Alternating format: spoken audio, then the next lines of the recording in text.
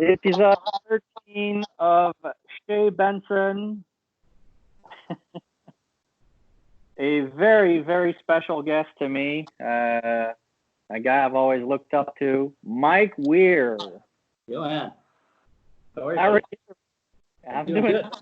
I'm doing great. I can't complain. COVID-19 put a halt in everyone's golf season. Where are you? Are you able to practice? Are golf courses open where you are? Yeah, I'm in Sandy, Utah, where I live, and our state's been pretty lucky. We haven't been hit as hard as others, so golf courses are open. Um, the private clubs you can't bring guests, but all the public courses are open and they're busy. They're doing all the social distancing things. Pins are in, can't touch the pins, no rakes. There are carts. I don't take them when I go play. I do walk just to stay away from everybody. And so, yeah, I mean, we are getting some better weather here in Utah, so it's starting to, people are starting to get out there a little bit more. But yeah, it's affected everybody pretty hard. That's for sure. It sure did. Take me through your playing career a little bit. Like, where did you start? Who brought you to the game? Where did you start? And take me through like your junior college years up to how did you get on the PGA Tour from the beginning? Well, I'll try to short form it best I can. But I grew up in Southern Ontario, and I grew up at a course called Huron Oaks, and I got a summer job there cleaning the range and cleaning clubs and doing all of that sort of thing. And there was 8 or 9 juniors there that we all did the same thing. So it was a very competitive atmosphere from the time I was 13 till 18 till I went to college. And there was a great pro there, Steve Bennett, and a great assistant pro, Dave Fedor. Those two guys really, Steve especially, spent a lot of time with me on my short game. And I was just a golf course rat. I was either working the shift from 7 a.m. till 2 p.m. and then playing golf till dark, or vice versa. And so there, yeah, I just progressed pretty well as a junior golfer. I wasn't great. I was pretty good. Just kind of kept getting better all the way along, and good enough to get a scholarship to Brigham Young University here in Utah. That's what brought me to Utah. Carl Tucker was the coach there, and there was 3 other Canadians on the team. Jason Thomas, Jeff Kramer, well, 3 of us total, I guess, and myself. So there's 3 of us. Those 2 guys were from British Columbia. And yeah, we had a good college experience, and same as my junior golf trajectory. I was okay as a freshman, and by the time I was a senior, I was a pretty good player. And that's kind of how my pro career happened too. I was just okay as a pro, not very good. I won a tournament on the Canadian Tour, and then I could miss 3 cuts in a row. Very inconsistent. And I did that a number of years. 5 years on the Canadian Tour, from '92 through '97. Until I finally got on the PGA Tour. So it was a long road, and that's just kind of my career. I was never a superstar. It was just hard work and kind of chipping away at it to get a little bit better along the way. If you can show us your coffee mug, that was my next question. Yeah. Of course. Tell me about the 2003 Masters. I remember I was in Wellington, Florida, my first winter ever in Florida. I went for a couple weeks, and I was sitting on the couch in the players' locker room, and I couldn't move. I was so nervous, on the back nine, and then obviously the playoff. Take me through like the back nine on Sunday of the 2003 Masters. Well, the back nine, yeah, Sunday is where it's all happening. I mean, Len Matisse was 4 or 5 holes ahead of me, and I knew he was on quite a run. I mean, he was chipping in and making all kinds of long putts and just having an incredible round. So I knew, heading into the back nine, I had to do something pretty good. And I was playing nice, steady golf. I'd won a couple times earlier in the year. I was very confident in my game. So luckily enough, going into the back nine, I had a sense of peace and confidence because I had already won twice earlier in the year, and I just felt very confident. So, yeah, it was just a plodding along, really. You have to play certain holes very smart, 10, 11, 12, and then you try to get your birdies on, which I did on 13 and 15, and maybe sneak one somewhere else. And that was just kind of my plan, was to try to take advantage of those holes. And, but then once Len was up ahead, getting in front, it wasn't looking too good for me for quite a while. And I knew I needed to make some birdies. And I did birdie 13, 15, had a good look at 16 and, came up to 17, 18, which I made a couple nice putts there to get into the playoff. But, I'd been leading the tournament from the get-go. So in my mind, it was my tournament to win or lose. Even though Len played a phenomenal last round, I was dealing with the lead from Thursday on, or Friday, because Thursday was rained out, but from the start of the tournament on. So, just my short game was great all that week, especially on the back nine. I made some nice key putts, which I've been doing all week. And a player with my length, I have to putt well. I have to wedge it well there to compete, because you can't overpower that golf course. So, and that's what I did well that week. I wedged it great and I putted great. French Canadian viewers that are watching us, and you're a big part, obviously, of the history of golf in Canada, but close to us in Quebec, the 2007 President's Cup, especially your match against Tiger Woods. Can you take me through, when did you find out you were going to play Tiger? Because you've played against Tiger, most of your career is against Tiger in his prime. So all the achievements, all the success you've had was against probably regardless, like maybe the best stretch of golf in the history of golf. So what was your reaction when you found out you were going to play him at the President's Cup at Royal Montreal? And take me through that match a little bit. Yeah, I played a lot against Tiger and played with him a number of times, and obviously he's phenomenal. And you kind of, in my game, I always relished, having the chance to play against him. In my mind, I didn't have anything to lose. He's the best player, and I'm a guy that just kind of plods along. I'm not a powerful guy, so it's a big underdog. So to me, it was like pressure was on him, is the way I framed it in my mind, and I just had nothing to lose. So when I found out Saturday night when the pairings came out that I was playing Tiger, I was very excited. I was also well aware that, it was going to be a big day for our team. If we could get up to a good start, if I could give the crowd something to cheer for, maybe we could build some momentum and try to win the cup. It was quite clear kind of midway through the round playing Tiger that our team wasn't going to win the cup. We didn't get the rally going that we were hoping for. And so in my mind, it was like, well, the fans have been unbelievable. Let's really give them something to cheer for. And I just kind of dug in and wanted to win that match for them as well. It was much for me too. I wanted to beat them, but for the fans, I really wanted to give them something to remember for that week, because our team, they pulled hard for our team. We weren't going to win, so I wanted to give them something to cheer for. You've been involved with President's Cups also after that one. Have you been approached to maybe be a captain, or do you have to put your name in a hat, or what's the process, do you think, of getting a captaincy of the President's Cup? Well, it's I think there's a number of things. I think, in years past, they've gone major champions, and, we had Nick Price a few years, and we had Greg Norman a couple of years, Gary Player.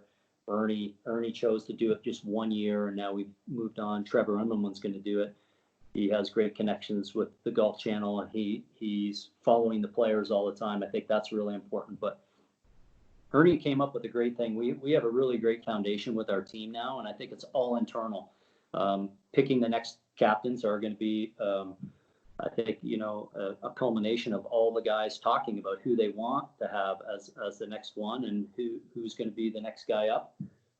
With past captains will give their input, the commissioner gives input, the players give input, and then we kind of formulate that. So we all agreed that it's a good year for Trevor. Hopefully we're able to play in 2021. I don't know, depending on what happens with the Ryder Cup, they get pushed back. Maybe the President's Cup will get pushed back. We're not sure. So that's what happened when the 9/11 attacks. The President's Cup got moved back a year. So it might be a similar situation where it may get pushed back. So, yeah. I agree. And do you, from your days playing with Tiger Woods, is there like a shot that he hit when you were paired with him that you just couldn't believe the ability? Because when you and I spoke about that, you said that one thing that really impressed you out of him was his par five play. Like, you knew that if there was 4 par fives, he was going to make four times. Is there like a specific shot that you just couldn't believe he pulled it out? There's a few, but one I remember in Michigan, we played at the Buick Open, the 16th hole is a long straightaway par 5, and the fairways were very firm, and I hit a drive down the middle, and it bounced and rolled out to 300 yards, let's say. Back then I'd fly the ball 270 yards, and it rolled out 30 yards. Well, Tiger hit it a little bit right and was in the rough, so we were about even because he didn't get any roll because he landed in the rough, and we were waiting for the green to clear. And we were just chatting, and I just kind of glanced over at his ball, and it was sitting down, like really sitting down in the rough. And maybe I was ahead of him by a yard or two, so he was first to hit. And I see this flat iron club that he's got out of there, like a 2-iron or a 3-iron. It's 275 yards, right? Still to the green. I think, wow, there's no chance this thing's getting out of it. This ball came out straight up in the air, flew probably 260 yards. Bounced, rolled up onto the green, 12 feet for eagle, and I just couldn't believe it. I couldn't believe out of that lie they could get the ball airborne and get that much on the ball. Like, he's the only player that had the strength and speed and be able to create that angle of attack through that. Like, it was probably a 7-iron shot for me to hit it maybe 160 yards, 170 yards, and he hit this thing 260 yards on the fly. It was just incredible. All right. Change of subject. Obviously, you see that I'm sporting the logo proudly of Laval-sur-le-Lac. How did that project come about? Who approached you? Were you even contemplating, building a golf course or becoming an architect? So take me through the process of who approached you and how did that go? Well, it's always been an interest of mine for sure. And I've played all over the world and played, some of the best golf courses in the world. So I've always been interested in architecture. It came at a time where Ian Andrew was doing some work on the other course, doing some renovations, some bunker redos and things with Laval. So he knew the management at Laval, and I knew they wanted to do something for the blue course. So Ian and I had talked about if I was ever going to get involved with architecture, I'd like to do it with him. I liked his approach. I liked his his minimalistic approach to course design. And I was just coming off my elbow surgery, so I was away from golf for a while. And so this project came up, and Ian and I talked, and that's how it all happened. And I got involved basically because I wasn't playing, and I was able to spend quite a bit of time up there, which was great. I was scheduled to make maybe 3 trips up there, and I think I made 6 or 7. So it was great to be able to spend even more time up there and learn from Ian and see the process. And really proud of how it turned out.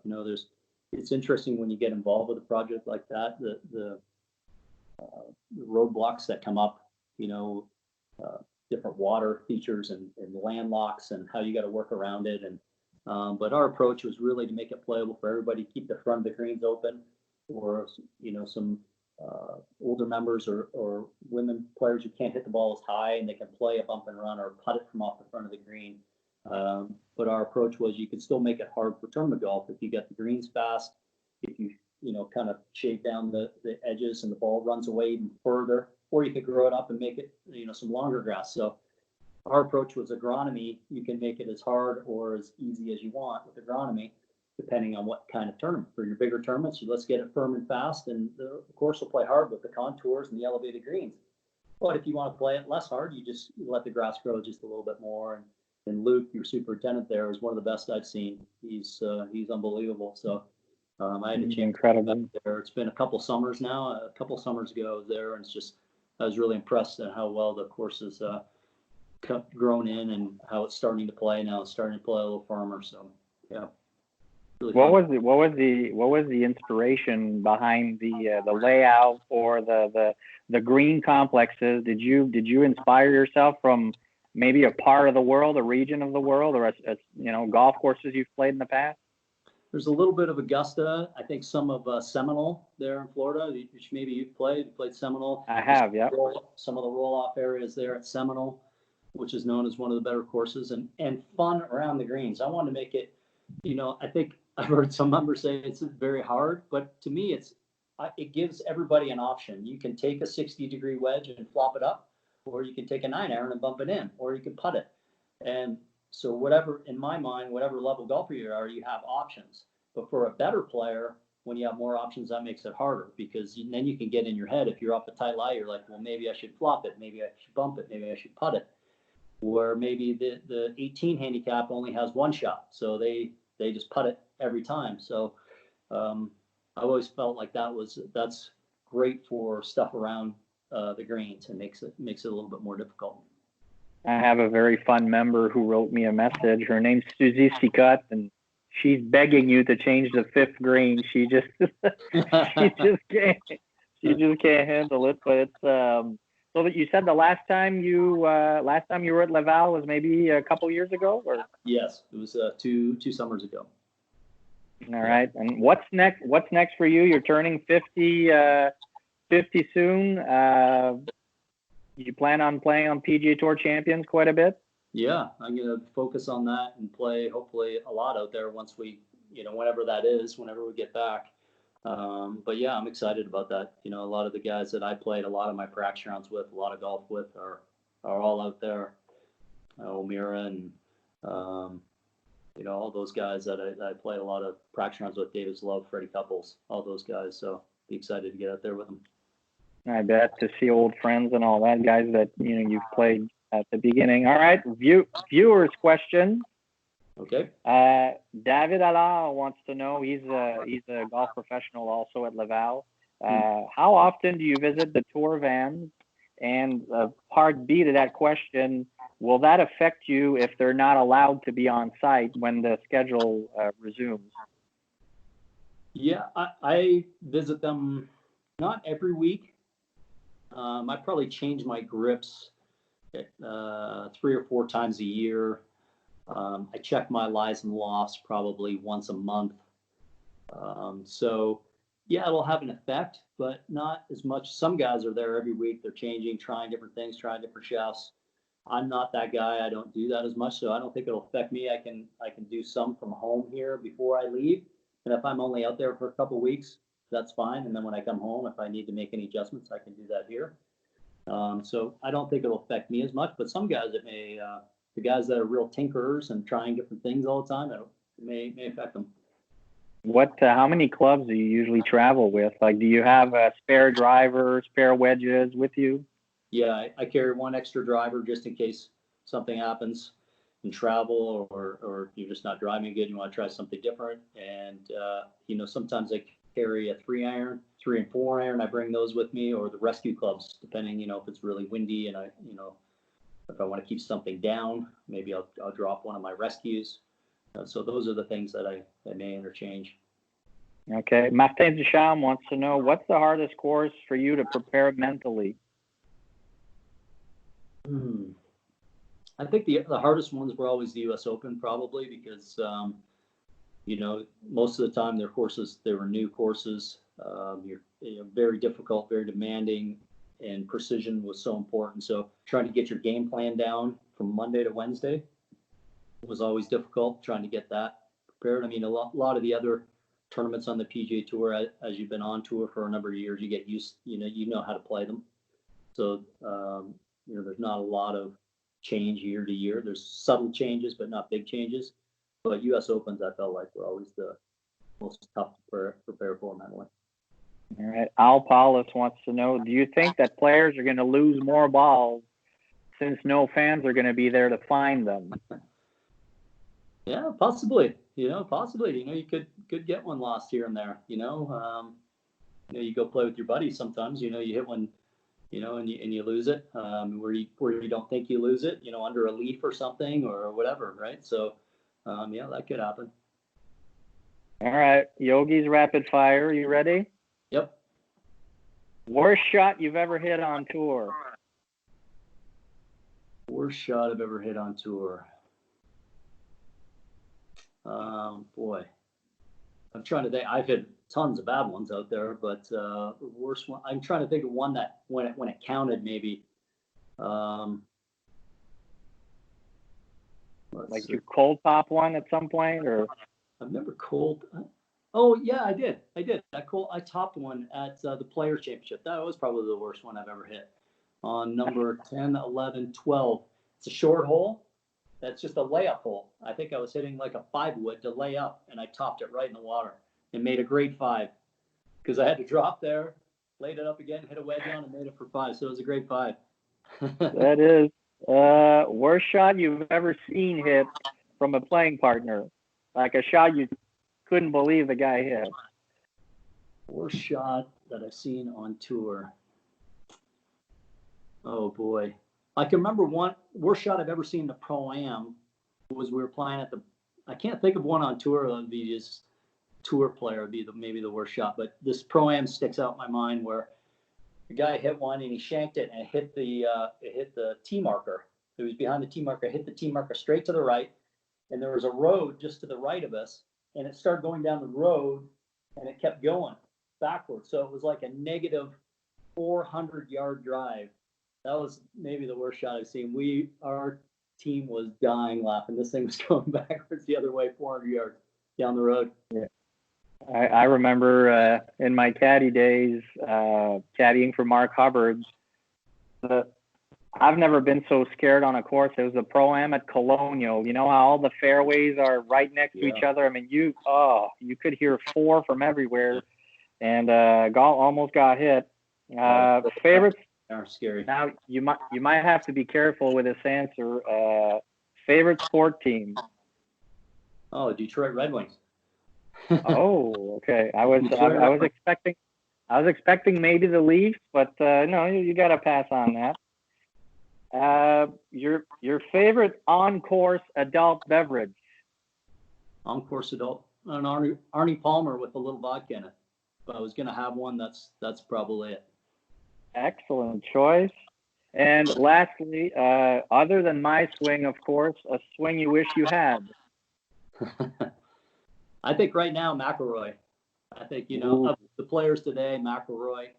If I had one, I would say Hogan, just because he's about similar build to me as me. We're both smaller guys. It's a very efficient swing. Those 2 guys are my top 2. Mike Weir, I can't thank you enough for taking the time for me and my viewers. All the best, and stay safe out there. You too, buddy. Appreciate it. Thank you very much. Thanks.